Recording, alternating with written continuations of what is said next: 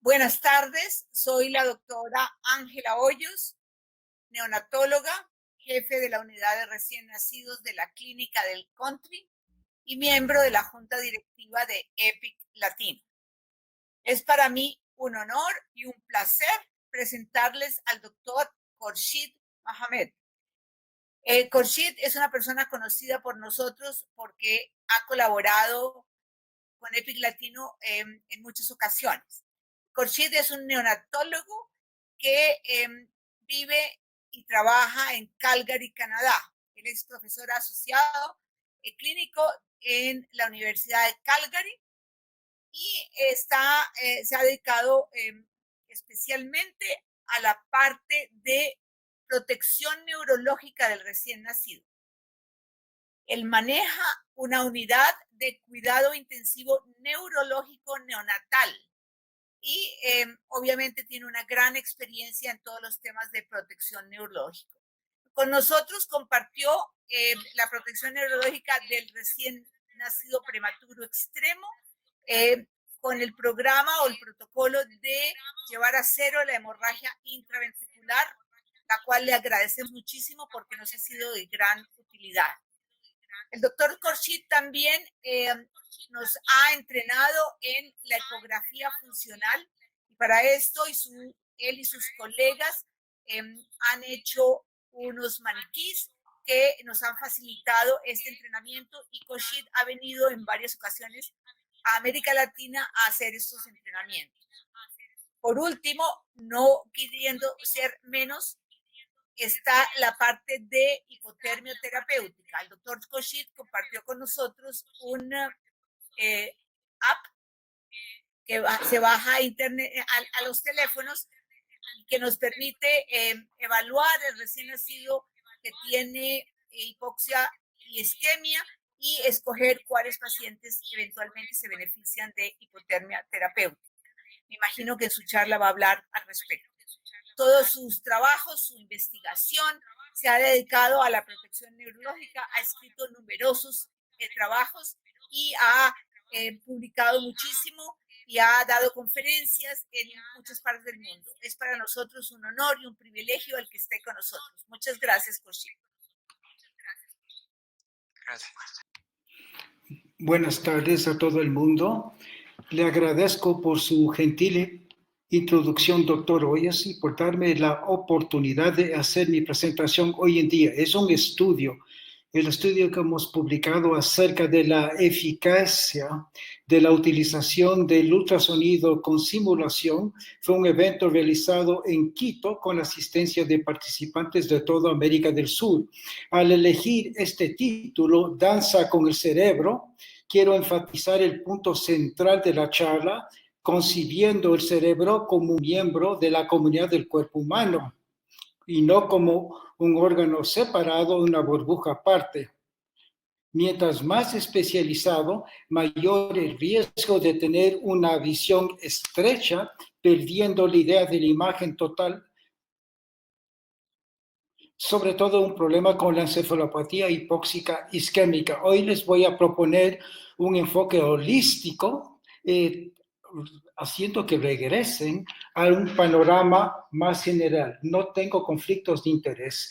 Los objetivos de mi charla son hablar acerca de la manera como podemos prevenir la encefalopatía hipóxica isquémica, la identificación mediante diferentes medios y finalmente la neuroprotección.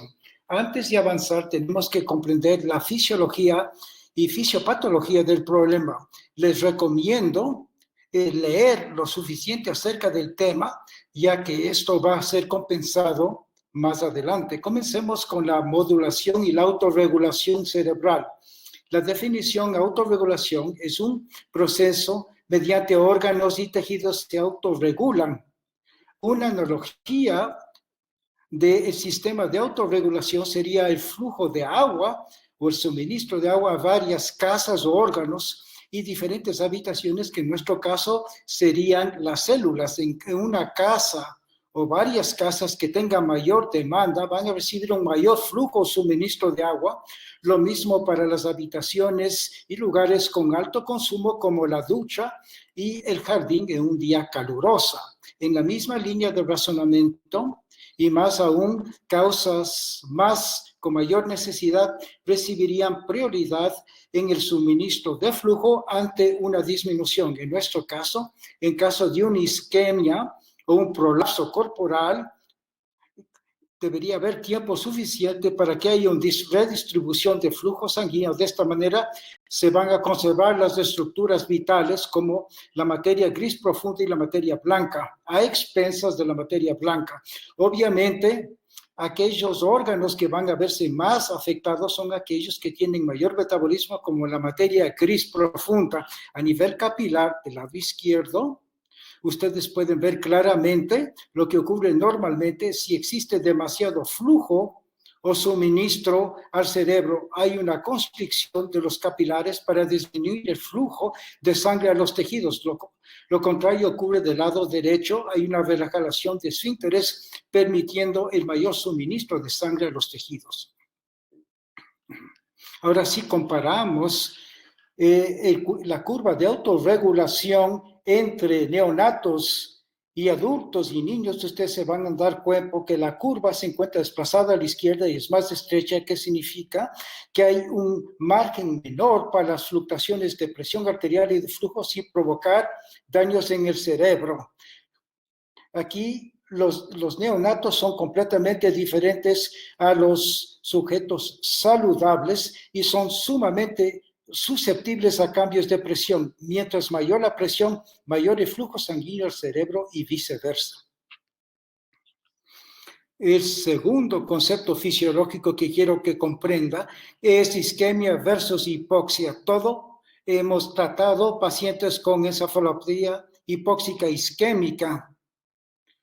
Es el entorno de adaptación del feto a un medio ambiente anóxico, pero el neonato es muy sensible a eventos isquémicos. Todos diferentes estudios animales se desarrollaron utilizando modelos isquémicos. La hipoxia es un elemento más dentro del proceso isquémico.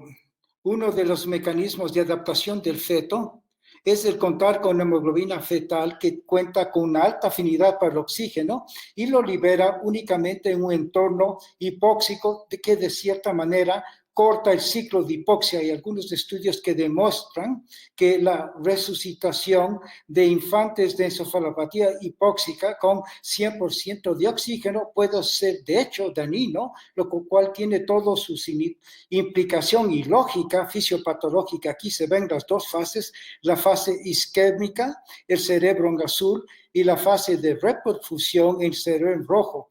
En alguna parte entre la parte isquémica y el inicio de la fase de reperfusión representa la fase terapéutica para la hipotermia. La duración de que esta ventana tiene diferentes reportes. Algunos sugieren en este artículo se indicó que la fase de reperfusión comienza a los 30 minutos, comparado con este otro estudio que reporta una ventana terapéutica hasta de 6 horas para una hipotermia terapéutica. Todo depende del tiempo, la frecuencia y la severidad del evento principal en el recién nacido, desde luego, y la eficiencia de las maniobras de resucitación. Piensen en esto como un desastre natural, como un huracán. La destrucción inicial no puede ser prevenida. En nuestro caso, la necrosis celular. No se puede hacer nada, pero en las secuelas, la reperfusión, y eso es caracterizada por pandemia y enfermedades, puede ser mitigada con la movilización de recursos y apoyo, es decir, en nuestro caso, utilizando recursos neurológicos. ¿Qué ocurre a nivel celular? Y una manera muy simplificada es que el influjo de calcio que desencadena una tormenta de radicales que eventualmente destruye la célula inmediatamente o por vía de la apoptosis. Ahora, el primer objetivo es la prevención. la incidencia de una encefalopatía por 100.000 nacidos vivos se ve en este gráfico. Ustedes pueden apreciar una gran brecha entre infantes en países desarrollados y en vías de desarrollo. Esta reducción en los países desarrollados no se debe únicamente a la hipotermia terapéutica, no puede ser explicado. Son buenas noticias porque existe aquí una oportunidad que podemos aprovechar para disminuir la incidencia de este problema en niños. Adicionalmente, luego de una hipotermia terapéutica, la reducción de morbilidad y mortalidad mejora inclusive en países desarrollados, y esto se debe sobre todo a la mejoría en la atención general del paciente y la resucitación. En cuanto a factores de riesgo, desafortunadamente no tengo buenas noticias para ustedes. Hemos estudiado esto a lo largo de 15 años en Alberta, Canadá, reuniendo las bases de datos obstétricas y neonatales. Estudiamos a 1.588 infantes con asfixia ingresados a unidades de cuidados intensivos. La incidencia global en Alberta oscilaba entre 1.5 y 2.5 por infantes nacidos. Y en cuanto a factores de riesgo, logramos identificar todos, no eran muchos prevenibles. Tenían que ver con factores de estilo de vida, la hipertensión, la obesidad, diabetes y complicaciones relacionadas con problemas como problemas de placenta, una alta edad gestacional y una corta edad gestacional. Ahora, el monitoreo de la frecuencia cardíaca fetal es una excelente herramienta si sabemos interpretarla y actuar rápidamente. Si ustedes no han leído el artículo del doctor Schiffing relacionado con el monitoreo de la frecuencia cardíaca, les recomiendo que lo hagan. Parecería una ciencia artística, si me permiten utilizar el término. Ahora pasamos al segundo objetivo de mi presentación, es el mejoramiento de la identificación de la encefalopatía hipóxica isquémica en infantes. Como todos sabemos, hay 3 conjuntos de criterios con relación a la hipotermia. Los criterios de tamizaje, la edad gestacional y el peso. La mayoría de centros utilizan una edad gestacional de 36 semanas, algunos reducen a 34 semanas, pero hasta el momento no he sabido de un centro que considera menos de 34 semanas debido a la evidencia de que hay mayor riesgo de someterles a hipotermia a esa edad.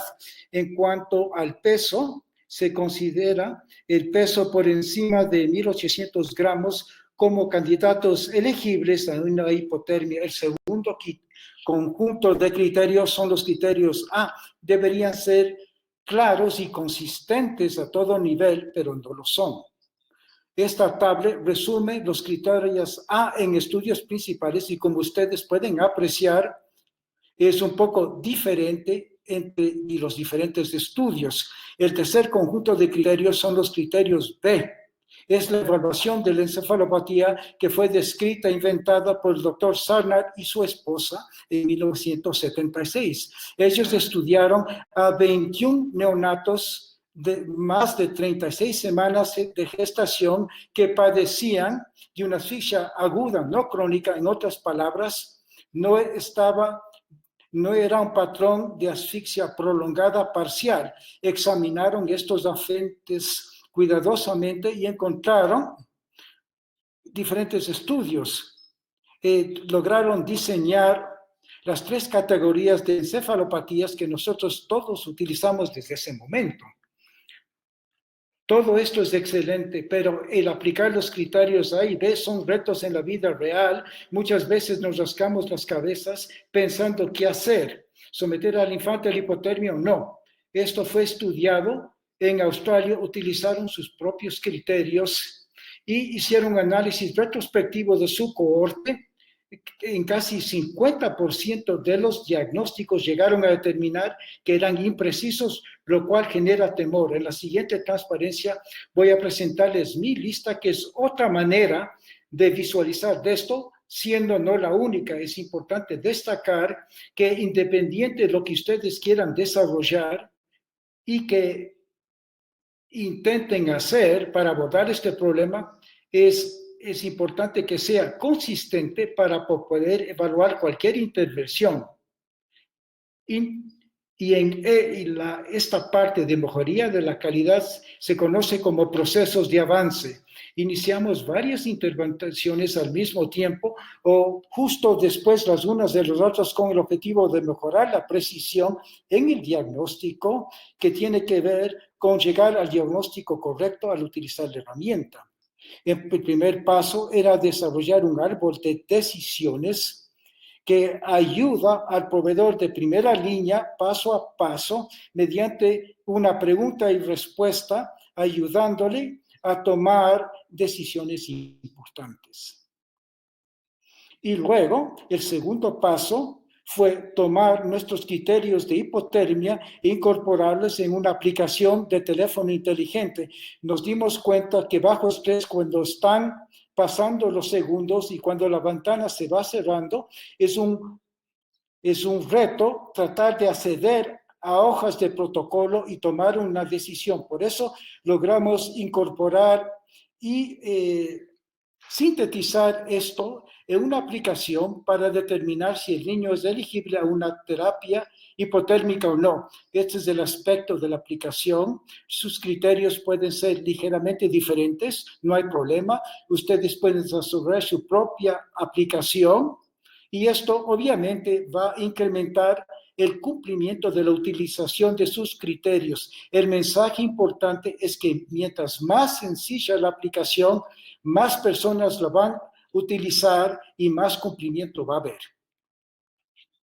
Igualmente nos dimos cuenta que la aplicación depende de la precisión de la información que se le suministra. En otras palabras, si entra basura, sale basura.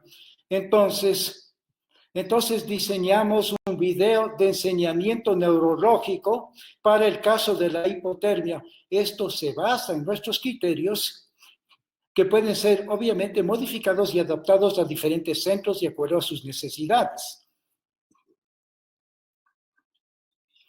Dos puntos importantes que todavía no hemos abordado. Es importante entrenar a los proveedores de primera línea en cuanto al manejo inicial en una encefalopatía hipóxica isquémica por diferentes razones.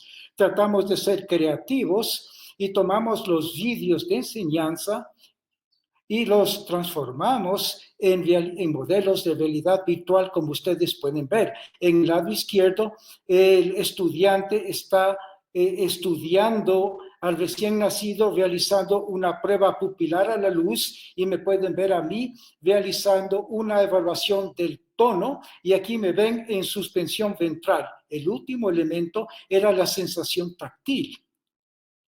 Aquí lo que tratamos de solventar este problema creando un maniquí que tenía muchísima sensibilidad, y ustedes ven como uno de nuestros asistentes está realizando una evaluación del tono del paciente desde el punto de vista de neurología. Queremos probar la eficacia y la eficiencia de este método comparado con la enseñanza clásica. Si se muestra eficiente, podría reemplazar los métodos tradicionales de capacitar en cuanto al examen neurológico. La última parte de la pieza era una certificación y un documento. Se puede desarrollar un documento muy sofisticado que es excelente para propósitos de investigación, pero de difícil implementación. Nosotros escogimos tomar el elemento más importante y colocarle en un adhesivo, un sticker que se puede colocar sobre el registro. Algo que vale la pena mencionar es que recomendamos realizar el examen neurológico para el propósito de tomar la decisión de hacer un enfriamiento 1 hora después del nacimiento. Esto permite el tiempo suficiente para estabilización y girando el enfoque de la resucitación, que es mucho más importante que la hipotermia. Una buena resucitación es el mejor estrategia de neuroprotección que uno puede implementar en un niño ante un riesgo de asfixia. Ahora, Una vez que se ha implementado, nosotros tratamos de difundir el conocimiento. Todo este trabajo no hubiera tenido impacto si no hubiéramos decidido difundirle y visitar diferentes centros de referencia. Aquí una visión panorámica de la provincia de Alberta. Visitamos la parte sur de la provincia, donde hay más de 28,000 nacimientos al año, y una cantidad importante de emisiones en unidad de cuidados intensivos. En el año 2016 decidimos, bajo el liderazgo del doctor Thomas, visitamos cada uno de los centros de referencia en Alberta durante una sesión matutina que incluía conferencias, simulación, discusión de casos y reuniones con las partes interesadas para implementar esta metodología. Luego, llevamos esto un paso más adelante con otra iniciativa que era completamente nueva para nosotros bajo el liderazgo de un colega. Él estableció una infraestructura en diferentes centros para seguir a nuestros pacientes, y esto mediante una conexión virtual. Él comenzó con un solo centro, obviamente con muy poco cumplimiento al comienzo, pero luego con el paso del tiempo, con perseverancia y perseverancia, logró establecer una red completa, interconectada. Utilizamos este sistema, por ejemplo, para ver cómo el médico realiza un examen lógico utilizando esta herramienta. Nosotros logramos evitar una hipotermia innecesaria en ciertos casos. Todo esto hizo que pudiéramos mantener la incidencia de encefalopatías estable entre 30 y 40 casos, muy diferente a muchos centros que presentaron un incremento al ingresar a más casos con encefalopatía moderados. Al mismo tiempo, se disminuyó el porcentaje de pasar por alto pacientes con encefalopatía de un 20%, que es el promedio en el Canadá, hasta un nivel bajo como el 4.5%. Ahora, avanzando a los resultados, que también es un elemento clave en cualquier iniciativa de mejoría de calidad. Aquí utilizamos el ultrasonido cerebral o resonancia cerebral. El punto importante es que se realicen los procedimientos al mismo tiempo en la medida posible, utilizando el mismo sistema de puntaje de evaluación, que otorga una mayor confiabilidad y poder considerar valores predictivos positivos y negativos. La resonancia es el estándar de oro para el diagnóstico de lesión cerebral en una encefalopatía. Hay 4 patrones clásicos. El primero es una asfixia aguda profunda con involucramiento de la radiación óptica, la afectación del cuerpo calloso, del hipocampo y ciertas estructuras motor sensitivas. Esto, en base a la terminología, representa un periodo de tiempo agudo, corto y profundo. No hay tiempo para una recirculación de la sangre, entonces los sitios de alto metabolismo se impactan negativamente. El segundo patrón está representado por una asfixia prolongada parcial. Es parcial, pero a lo largo de tiempo hubo tiempo suficiente para la recirculación de la sangre de zonas menos sensibles a zonas más sensibles. Entonces la área que sufre es la materia blanca o ciertas áreas subcorticales. Y luego, si se tiene una combinación de la afectación de materia blanca y gris, se tiene una asfixia total o global que representa el peor tipo de lesión cerebral. El último patrón es el multifocal, donde se tiene lesiones difusas de la materia blanca. Este es el aspecto en vida real. Aquí tenemos una imagen empoderada. Aquí las áreas que son más brillantes. Ven la afectación de los ganglios basales. El resto del cerebro está bien. Esto va a ser un ejemplo de una asfixia aguda profunda. El segundo ejemplo, aquí vemos que la materia gris profunda está intacta. Sin embargo, la materia blanca subcortical está afectada. Este sería un ejemplo de una asfixia parcial prolongada, y donde hay materia blanca y materia gris afectado, sería una asfixia global o total. La otra es un ejemplo de una afectación difuso, fragmentada, multifocal. Ahora, la segunda pregunta que surge con las resonancias es qué momento realizar las resonancias. ¿Cuál es el momento óptimo? De manera preferencial, entre el día 4 y 5, cuando los cambios de difusión son máximos. El mantener el tiempo consistente les va a ayudar a evaluar la consistencia de los factores riesgos, pero cuando tiene que ver con asesorar a las familias, se vuelve muy difícil, sobre todo porque con la hipotermia la aplicación se extiende hasta 5 o 7 días, pero desde la perspectiva de mejoría de calidad y la perspectiva de auditoría es mejor realizar la hipotermia dentro de una ventana muy estrecha para poder evaluar el cohorte de manera precisa. La resonancia y la predicción de los resultados a largo plazo es bastante bueno, pero al final del día hemos asistido a todo. Hemos visto excelentes resonancias con malos resultados y malas resonancias con excelentes resultados. Yo me refiero a esto al cuento de dos cerebros. Un cerebro nació un neonato a término que presenta un patrón de asfixia profundo agudo, no requirió ventilación, pero se recuperó rápidamente sin mucho apoyo y medicación. Cuando realizamos la resonancia para este infante en el cuarto día, se visualizó una lesión aislada de los ganglios basales.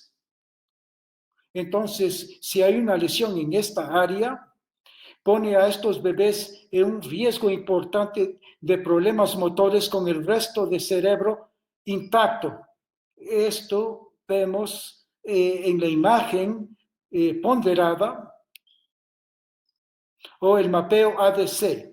En el mismo niño realizamos una repetición de la resonancia, se ve imágenes brillantes en el mismo área correspondiente y estas son las áreas de lesión permanente. Entonces, este paciente presentó una parálisis cerebral importante, pero excelentes resultados cognitivos. El cerebro 2, por otra parte, el caso tenía una presentación similar, pero con mayores problemas fetales 24 antes, que requirió de una gran resucitación, fue ventilado, requirió de apoyo inotrópico y tuvo una convulsión refractaria.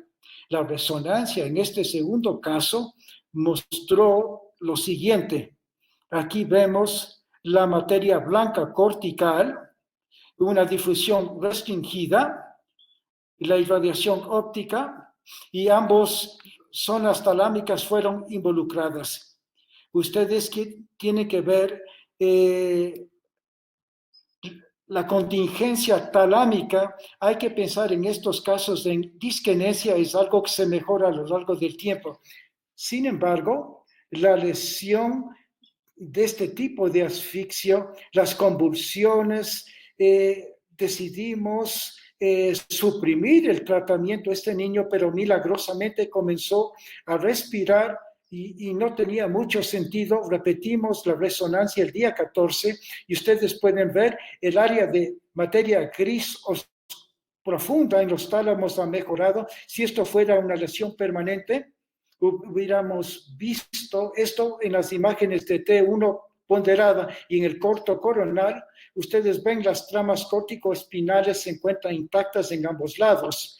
Entonces, luego de algunos meses, ven que ha habido una pérdida de la materia blanca y la atrofia con relación a la conservación del lado gris. Esto fue una asfixia parcial prolongada, no fue una asfixia total. Este niño ahora tiene dificultades lingüísticas, pero no tiene ninguna incapacidad motora.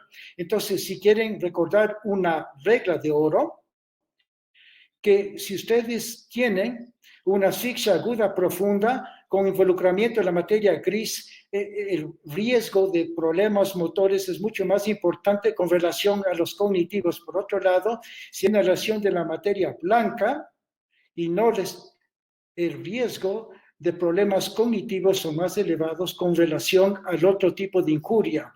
No he hablado del monitoreo cerebral y electroencefalograma, que merece una charla aparte.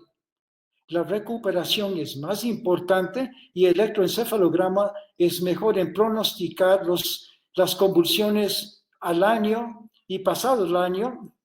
Aquí tenemos los 4 patrones clásicos, una línea isoeléctrica con muy poca actividad. Aquí tenemos los bursts, se encuentran aquí, y entre las dos una supresión, y luego se tiene 2 patrones distintos y otro patrón acá, y luego la convulsión. Esto es facilitado por el análisis del electroencefalograma. Ahora, destiné la mayor parte de mi presentación haciendo referencia a establecer las bases para la presentación del caso y tomar el tiempo suficiente para establecer la infraestructura que nos permita abordar la neuroprotección y que nos permita trabajar casi con piloto automático. Y si nosotros facilitamos las cosas, hubiéramos encontrado mucha frustración. Entonces, vamos a hablar ahora de la neuroprotección. El primer paso en un paquete de neuroprotección e intervención es creando la auditoría, y les puedo garantizar que simplemente al hacerlo van a mejorar los resultados de sus pacientes. ¿Cuántos entre nosotros reducimos la velocidad al ver un patrullero en el otro lado de la carretera?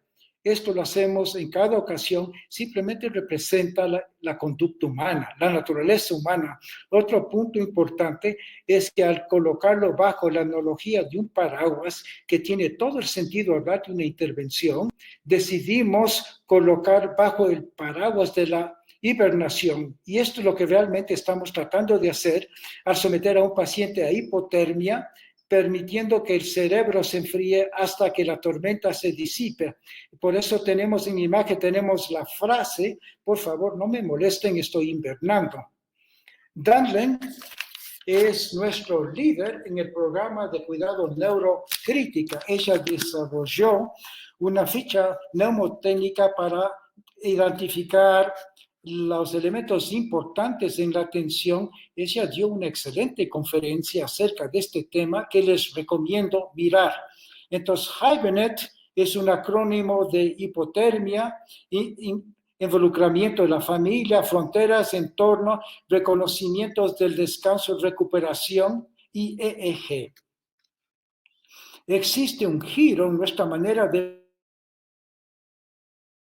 ir al cerebro como un órgano individual separado como un miembro de todo el cuerpo, porque se mantiene una comunicación constante con otros órganos, que es la manera de poder enfocarlo. Esto es un excelente artículo que estudia el compromiso multiorgánico o el compromiso multiorgánico en el caso de una encefalopatía hipóxica isquémica. Hemos desarrollado una sola página para resumir el manejo multisistémico del diagnóstico al tratamiento para facilitar el manejo para los médicos y los residentes. Entonces, comenzando con el manejo respiratorio, nosotros, al igual que otros centros, nos hemos alejado de mantener a estos pacientes ventilados hasta el enfriamiento y la resonancia. Simplemente les tratamos en función de las necesidades clínicas como cualquier otro paciente en unidad neurocrítica. Igualmente tratamos de mantener los niveles de CO2 en niveles normales. Sin embargo, cuando vimos la información de CO2, por lo menos una lectura de CO2 por encima de 60 a las 70 horas tenía menor daño cerebral, que no tenía sentido considerando la naturaleza de la lesión, que es una falta de perfusión. Ustedes saben que el CO2 es un importante vasodilatador cerebral. En niveles elevados debería exacerbar o empeorar la lesión, pero luego nos dimos cuenta que el gasómetro calienta la muestra de gas a la temperatura corporal, que sobreestima los niveles. Lo que era hipercapnia en el gasómetro probablemente era niveles normales en el paciente. Y esto hemos demostrado en un estudio que vamos a publicar dentro de poco. La encefalopatía y la hipertensión pulmonar persistente en neonatos, la severidad del PPHN no tenía correlación con una mayor incidencia de lesión cerebral en el electroencefalograma o en la MRI. Pero si la hipertensión era suficientemente importante como para obligar que se termine la hipotermia, estaba asociado con una mayor tasa de mortalidad. El descontinuar o no la hipotermia, todavía esto no está muy claro, está todavía abierto un debate. La inestabilidad hemodinámica por años, hemos definido la hipotensión como una tensión arterial media por debajo de 40, en infantes a términos cercanos a término, y por lo tanto se dio mucho tratamiento iatrogénico con inotrópicos. Esto es dañino sobre la fase de reperfusión. Lo que ocurre que si seguimos una presión arterial por debajo de 40, comenzamos con dobutamina o con dopamina y luego se dispara la presión arterial, con lo cual llega más sangre al cerebro, agravando la lesión. Demostramos esto en un estudio realizado. El uso de medicamentos inotrópicos están asociados con una mayor incidencia de lesión cerebral o una combinación de isquemia y daño cerebral, después de reunir todos los factores contribuyentes. Esto nos llevó a hacer un protocolo de nuestro manejo hemodinámico combinando hallazgos y factores clínicos de laboratorio y de presión arterial. Al hacerlo, pudimos reducir de manera importante el uso de inotrópicos a lo largo del tiempo, como se ve en este gráfico. Esto era válido para todo tipo de inotrópicos, como por ejemplo la dopamina o la administración de bolos de solución salina fisiológica. La nutrición, fluidos y electrolitos. Ahora permitimos que nuestras madres carguen a sus niños durante la fase de hipotermia si el paciente es estable, y les puedo indicar que esta ha sido la intervención más satisfactoria. Esta es la primera madre que le autorizamos a la madre que cargue a su bebé, y ustedes pueden ver que no había obstáculo o barrera para proteger a la madre con el infante, y la madre casi se quema las manos porque fue un momento tan conmovedor. Desde entonces, ahora colocamos una barrera o una almohada para proteger a las madres. Pero es sorprendente cómo las madres aprecian este enfoque.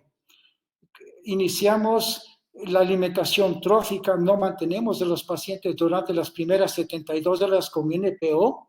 Hay diferentes estudios, uno de ellos, un cohorte en el Reino Unido comparado con un cohorte en Suecia, demostraron que no había diferencias y no había un riesgo mayor de enterocolitis necrotizante al iniciar la alimentación. El punto de inicio era con normalización del lactato a las 4 horas. Les damos ya sea leche materna congelada o leche humana donada. Siempre preferimos la leche fresca con el colostro porque contiene células madres, y como ustedes saben, las células madres viajan y se convierten en las células representativas de todo órgano que deben tratar de reparar. Con relación a la tensión de piel, nuestra incidencia de necrosis lipomatosa ha disminuido. La intervención, además del protocolo de cuidado de piel, era la reducción del uso de inotrópicos. Los inotrópicos provocan una vasoconstricción periférica, permitir el enfriamiento y utilizar toallas, campos y sábanas que permita el desplazamiento de los niños sin mantenerlos estáticos. Una nutrición precoz también es importante. Lo que encontramos es que los neonatos, luego de enfriamiento, presentaban niveles más elevados de calcio comparados a niños que no fueron sometidos a una hipotermia en cuanto al estadiaje de la encefalopatía. Y esto probablemente se debía a que la encefalopatía prevenía el influjo de calcio. Con relación a la infección, utilizamos la cefotaxima en vez de la aminoglicósidos para evitar nefrotoxicidad y ototoxicidad de estudios animales que muestran que la cefalosporina tercera generación puede prevenir la génesis lipitoide de las convulsiones. Entonces, esto puede constituir un factor neuroprotector. Con relación al seguimiento, tenemos que hacer un seguimiento de estos infantes por dos razones: para evaluar nuestras intervenciones agudas y subagudos, y luego para la identificación precoz de resultados y la intervención precoz para mejorar esos resultados. Esto es simplemente un ejemplo de lo que seguimos o cómo lo seguimos en nuestra clínica, realizado por el equipo de cuidado neurocrítico que se hace cargo hasta los 5 años de edad, desde los 5 años de edad hasta la adolescencia. Finalmente, ¿vale la pena todo esto? ¿Cuál es el impacto, todo el esfuerzo, todo el tiempo dedicado, todo el tiempo de más de 6 años planificando e implementando cuando no existía evidencia y simplemente dependíamos de nuestro entusiasmo, de nuestras creencias y el sentido común? Funciona. Y como se dice, la prueba está en los resultados. Esto demostramos con la implementación temprana de un programa, sobre todo en cuanto al componente de monitoreo cerebral. Pudimos mejorar el diagnóstico o prevenir las convulsiones. Antes de la implementación del monitoreo cerebral tenía opciones, y como sabemos de la literatura, nuestra capacidad de diagnóstico clínico no es muy buena. Entonces, al introducir los servicios de monitoreo cerebral, pudimos proporcionar una precisión y disminuir la medicación anticonvulsionante, y hubo mucho más pacientes que fueron dados de alta sin recibir medicación anticonvulsivante. En segundo lugar, al capacitar a nuestras enfermeras a establecer unidad de ultrasonido, teníamos una forma de monitorizar a estos pacientes con un servicio completo.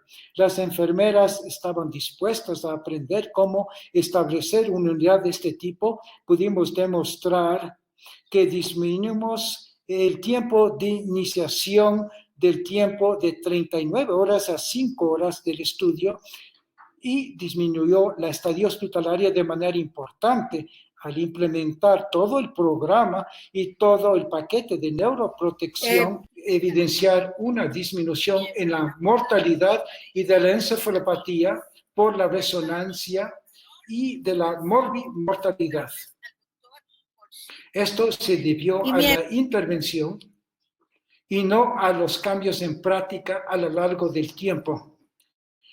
Hicimos diferentes correcciones para diferentes factores combinados.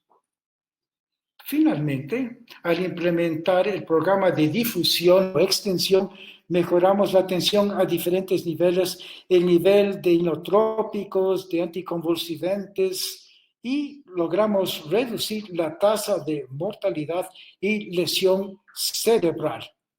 Igualmente logramos mejorar el tiempo de referencia, de tal manera que los centros de referencia nos hacían llegar a los pacientes de manera más temprana, evitando hipotermia innecesaria mediante telemedicina, y también logramos hacer hipotermia algunos casos que hubiéramos pasado por alto. Una palabra acerca de la neuroplasticidad. La lesión cerebral no es una sentencia de muerte. Los niños pueden recuperarse de una lesión importante cuando se les coloca en un medio de cariño interactivo. Esto representa una enorme ventana para la esperanza. La esperanza es algo que nunca se debe perder. Tanto la esperanza como el medio ambiente como los padres son los factores más importantes en la mejoría de estos pacientes, independiente de la severidad de la lesión. Puede compensar cualquier tipo de lesión si se cuenta con el entorno y los padres adecuados. Todo esto ha sido representado de manera hermosa en estas piedras.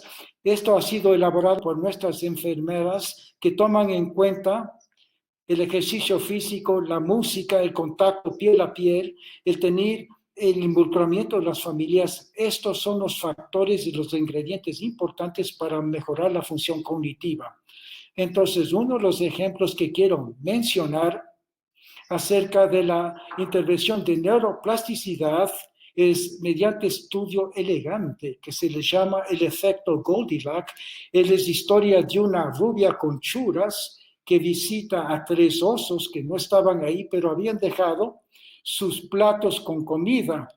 Probó cada uno de los platos, no pudo comer la sopa del padre porque era demasiado caliente, no pudo comer la sopa de la madre, pero era demasiado fría, pudo comer la sopa del bebé porque tenía la temperatura adecuada. Entonces, lo que hicieron aquí es que sometieron a niños de 3 años de edad, sometieron a resonancias funcional y les contaron la misma historia por 3 métodos, como un libro audio, el otro como una presentación visual y la tercera era una lectura clásica, y encontraron que la animación es demasiado caliente, confundía el cerebro y estimulaba muchas áreas en el cerebro. El audio era demasiado frío, con muy poca repercusión, muy pocas áreas estimuladas. La cantidad apropiada se dio mediante la lectura clásica a la antigua, y hay muchas más intervenciones en cuanto a la neuroplasticidad. Voy a terminar con el cerebro número 3. El cerebro número 3, un infante a término con todos los factores que involucran el uso de inotrópicos, hipercapnia, hipoglicemia, convulsiones. Entonces, este bebé tenía una resonancia. Esperemos que funcione. Esto es la imagen el día 4.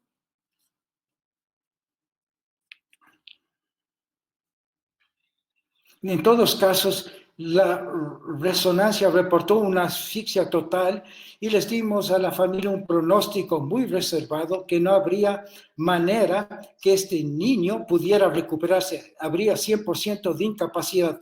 Sin embargo, la niña evolucionó favorablemente, le dimos de alta rápidamente de nuestra clínica de seguimiento, estaba delante de todos sus pares, su familia tenía una actitud muy positiva, estaba muy involucrada, le involucraron en diferentes actividades, música, etcétera, y logró recuperarse tremendamente de la lesión cerebral. Algunas recomendaciones que les voy a dejar con la serie de webinars, con muchas conferencias que ustedes pueden acceder de manera gratuita. También los webinars del Newborn Brain Society, una vez que se vuelvan miembros a través de nuestro portal. Y con esto, no pueden imaginarse lo agradecido que estoy a las familias y al equipo, sin los cuales no hubiera logrado desarrollar esta conferencia. Aquí también nos divertimos. Aquí ven cómo hemos desarrollado un estudio electroencefalográfico, y ustedes ven cómo uno de los alumnos han colocado un electroencefalograma para detectar todas las fallas en mi cerebro. Muchas gracias y voy a estar dispuesto a responder a sus preguntas.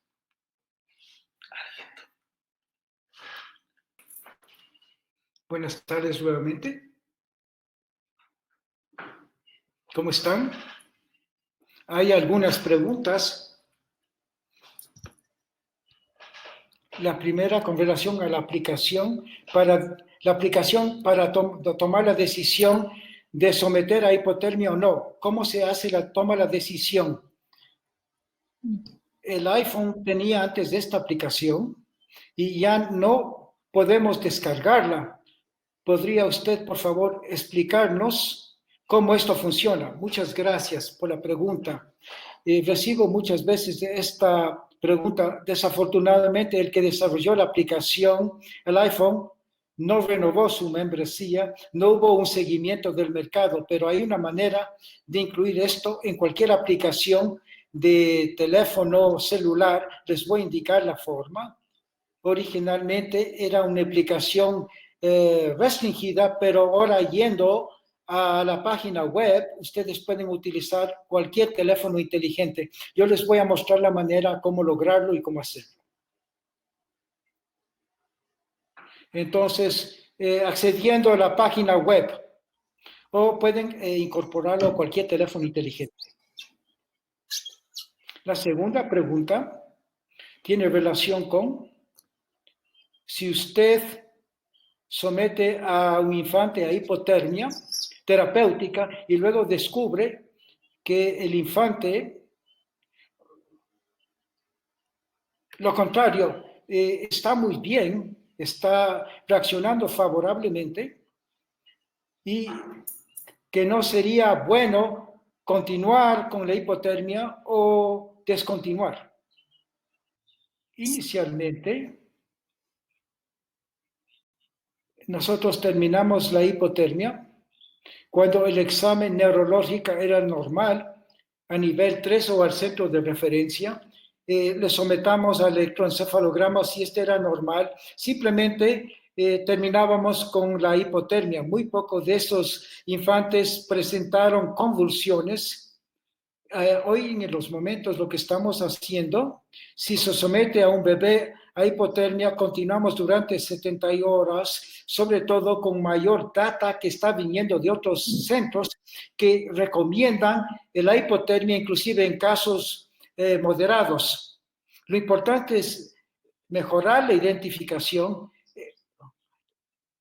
Entonces el tiempo que se ha sometido ha disminuido porque hemos logrado hacer esto a través de las herramientas de identificación. Lo que pienso que va a ocurrir y las expectativas son que para casos de encefalopatía moderadas va a haber una hipotermia controlada, como por ejemplo en pediatría, donde compararon esto con una hipotermia total, encontraron que esta primera modalidad era tan efectiva como una hipotermia total, manteniendo la temperatura en 36, 36.5 para 24, 48 para evitar las fluctuaciones en temperatura, porque los recién nacidos presentan hipotermias. El problema es cuando se enfría a niños con encefalopatías moderadas, se los separa de la familia y se les ceba para mantenerlos quietos.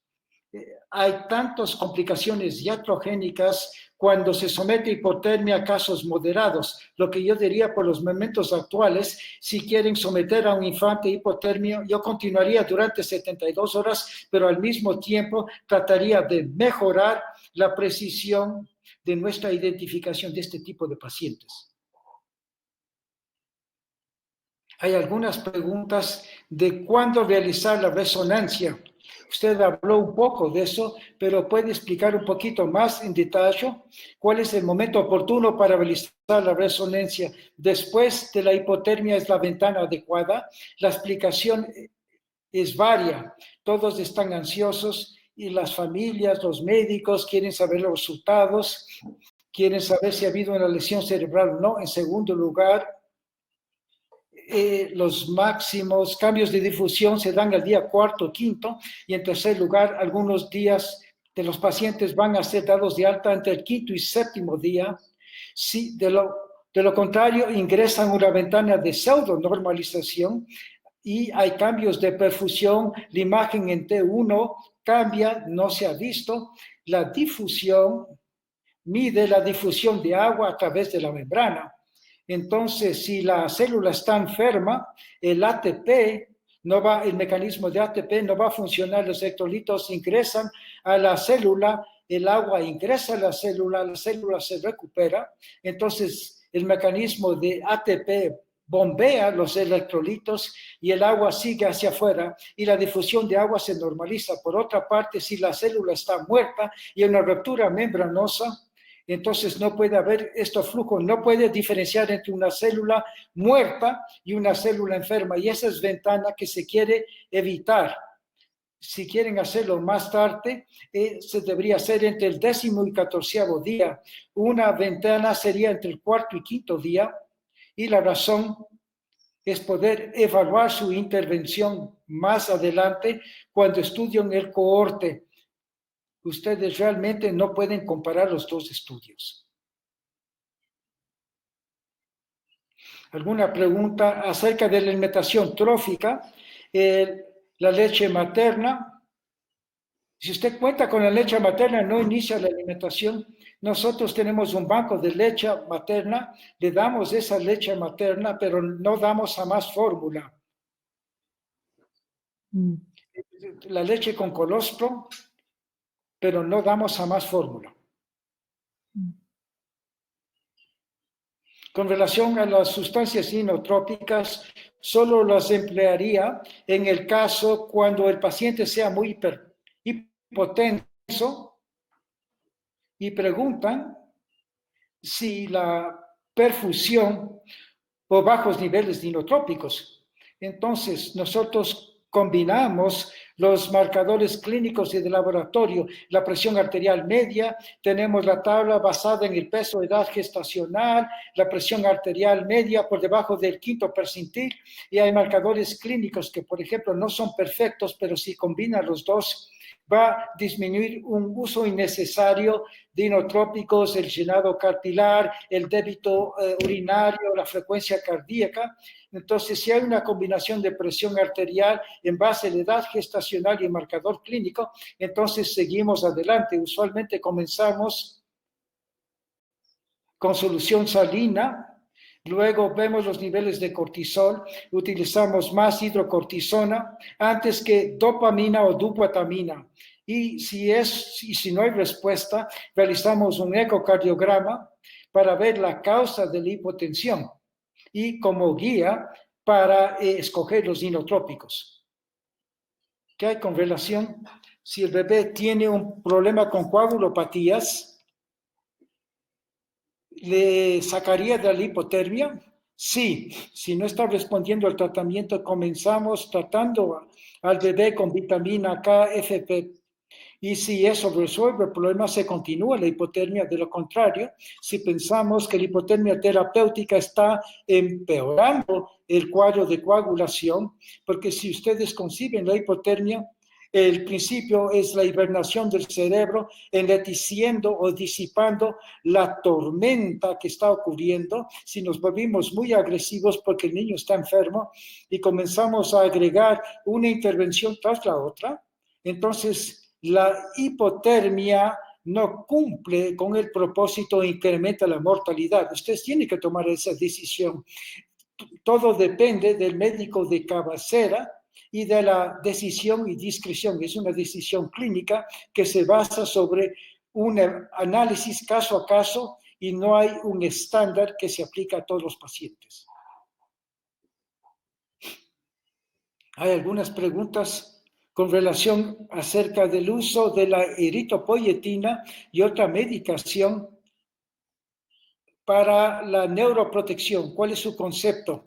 Yo pienso que la eritropoyetina tiene futuro, una cautela, considerando la naturaleza de las lesiones por perfusión y reperfusión. La eritropoyetina estimula el crecimiento de la vasculatura. Hay que tener mucho cuidado, funciona bien a nivel celular.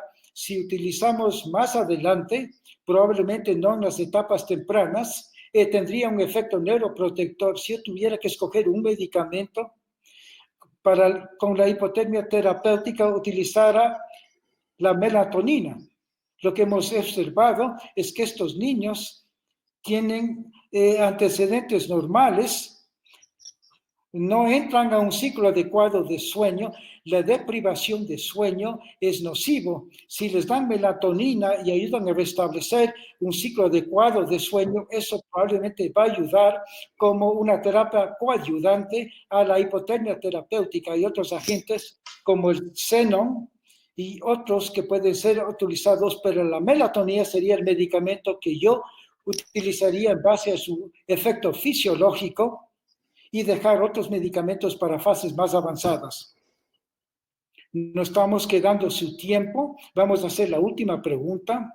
Están preguntando de que si la hipotermia puede ser empleada para otras aplicaciones, aparte de control de convulsiones y eventos similares. Pienso que todo se resume en el momento del evento.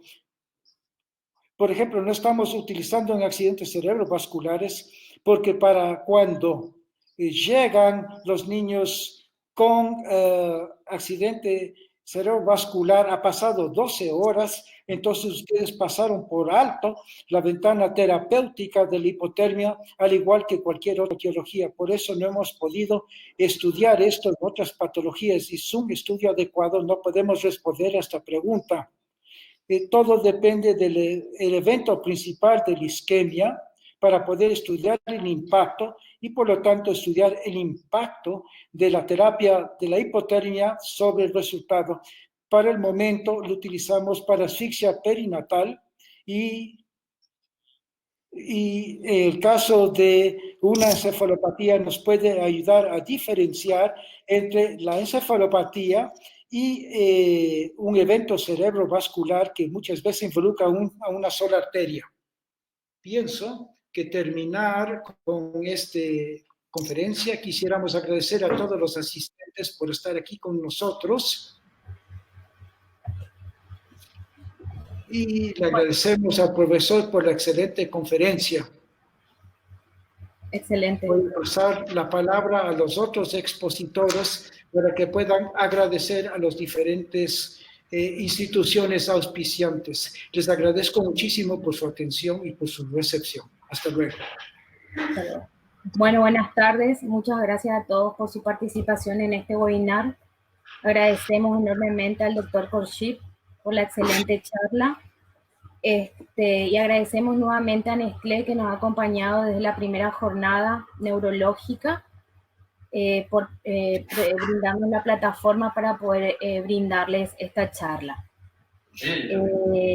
María Inés, ¿algo que agregar? Sí, también como miembro del EPIC agradecemos en representación de todo el EPIC a la Sociedad Ecuatoriana de Pediatría con su representante, el doctor presidente, el doctor Fernando Aguinaga, que pueda haber hecho posible, digamos, este webinar con el doctor Khorshid, como siempre, que nos está prestando colaboración en todas las capacitaciones que realizamos. Que de esta forma vamos a dar por finalizado este webinar y los esperamos en los próximos y que puedan conectarse con nuestra página de PIC Latino para poder ver los videos de los anteriores webinars y de este actual. Mariela. Bueno, muchas gracias nuevamente y seguimos en la educación continua. Muchas gracias.